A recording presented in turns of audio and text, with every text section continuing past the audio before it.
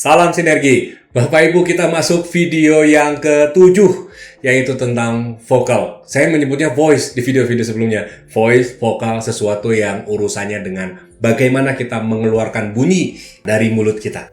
Itu tentang vokal. Dalam teknik presentasi, kita ingat 3V, yaitu verbal, visual, dan juga vokal atau voice. Ada beberapa hal yang perlu kita perhatikan. Karena vokal ini, kita kadang-kadang kalau presentasi mic-nya mati atau seperti apa, selama audiensnya dalam jangkauan kita perlu memerhatikan vokal kita agar audiens mampu mendengar dengan jelas suara kita.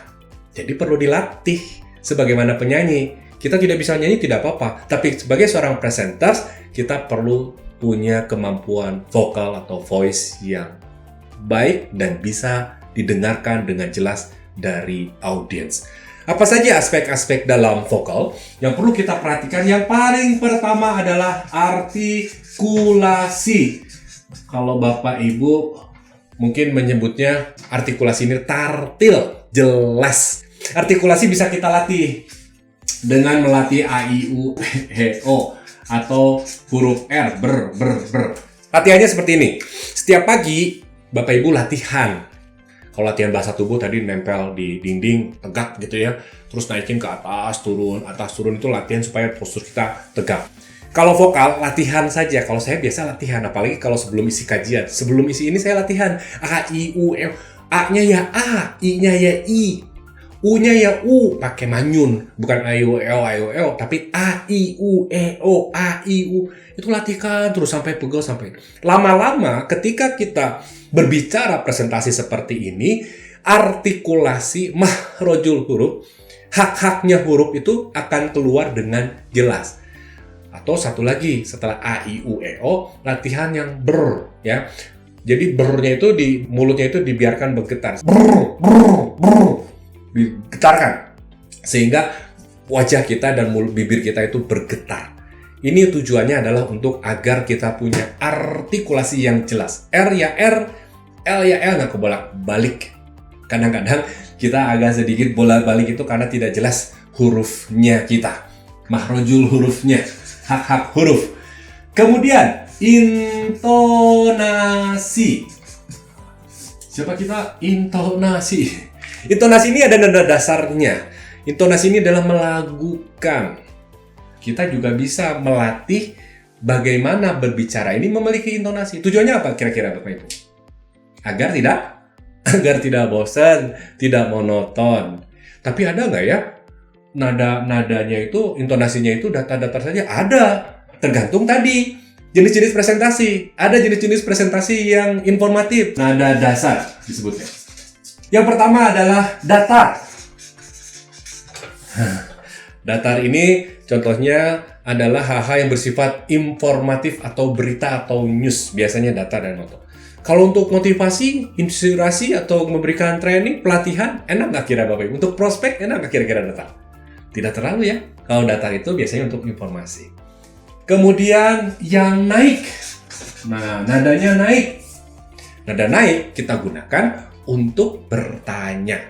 Untuk kemudian menyatakan sesuatu yang boleh jadi sesuatu yang kita ragukan. Benar. Nah, kita tanyakan. Nadanya naik. Ada nada turun. Turun ini adalah fungsinya ketika kita ingin memberikan komando. Ikuti kata saya. Ikuti perintah saya. Gesturnya juga pakai yang kita harus sukses. Misalnya seperti itu. Nada turun. Nada untuk komen.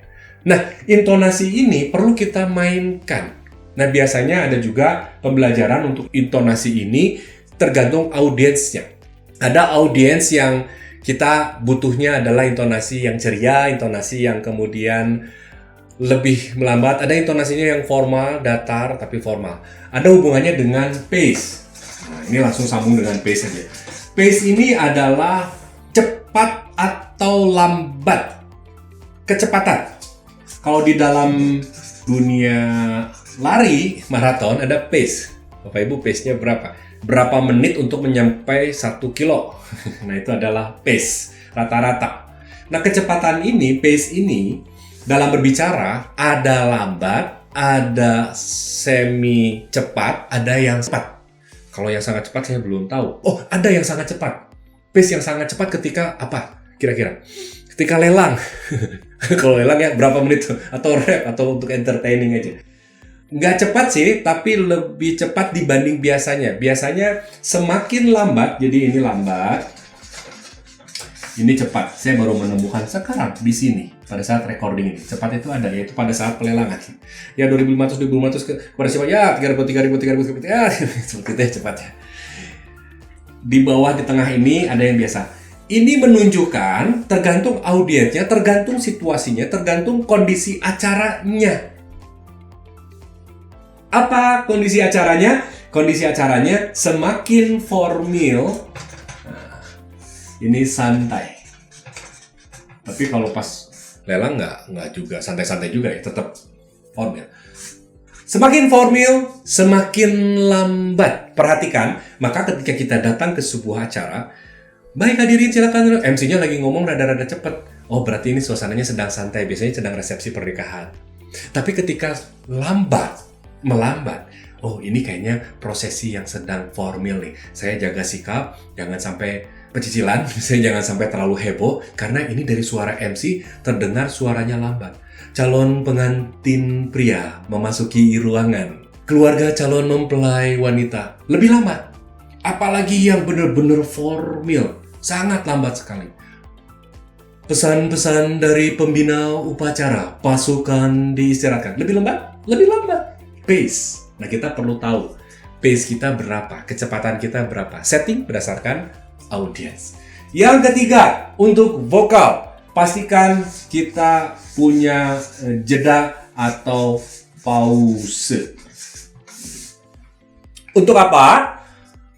Untuk bagaimana audiens agar mendapatkan kesempatan berpikir dari pesan apa yang kita sampaikan, dan atau kita melatih diri kita untuk jeda agar kita terhindar dari yang namanya, Bapak Ibu, ini istilah baru buat sebagian Bapak Ibu mungkin sudah ada yang mendengar juga, namanya filler word. Filler itu fill, diisi. Filler word itu adalah sesuatu kata, imbuhan, huruf yang keluar dari mulut kita karena kita tidak mampu melakukan jeda, silence, sunyi, dan kita isi dengan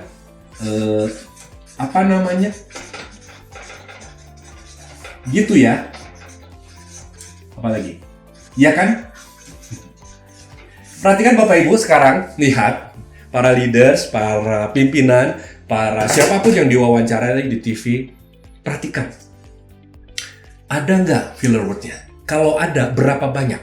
Boleh jadi presentasi-presentasi yang saya lakukan di Tridaya Sinergi ID, ada yang filler word 1-2. Kalau yang saya sadari, boleh jadi akan ada ya filler word. Menggunakan kata apa namanya gitu ya. Tapi sesadar saya mengurangi dan berupaya untuk tidak keluar yang namanya filler word.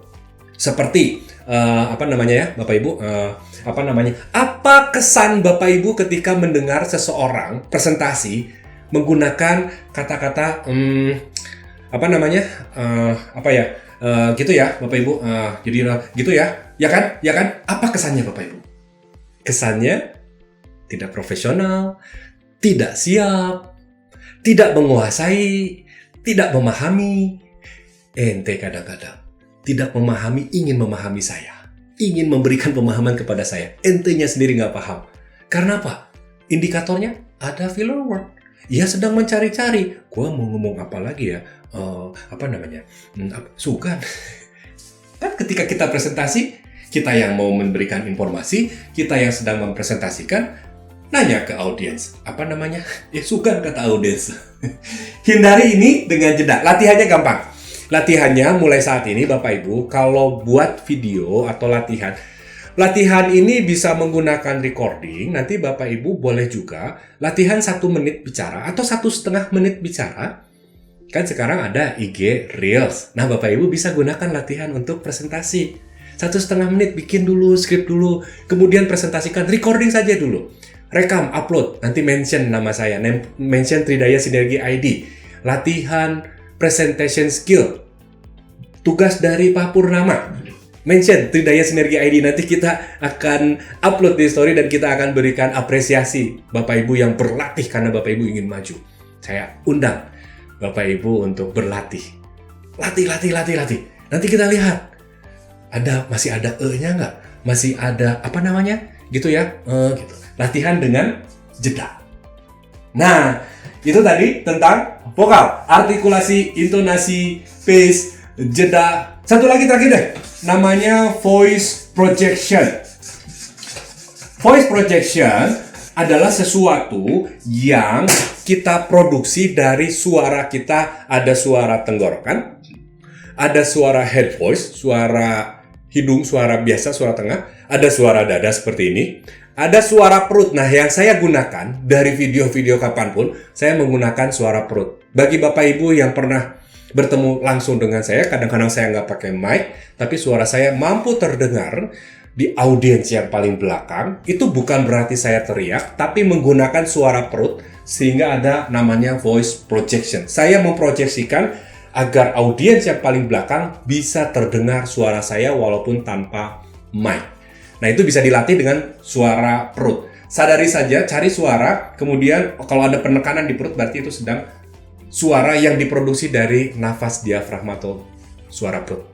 Nah, itu juga menghindari kelelahan. Biasanya kalau yang belum terbiasa, public speaking itu walaupun 10 menit, 15 menit, ditambah deg-degan, ditambah keringetan, suaranya langsung habis. Karena dari sini dan dari dada. Ngap! Kalau dari perut, insya Allah lebih lama. Seseorang yang murotal, yang qori, kemudian yang azan, itu suaranya dari suara produksi perut. Ini tentang vokal, mudah-mudahan membantu. Kita saksikan video berikutnya.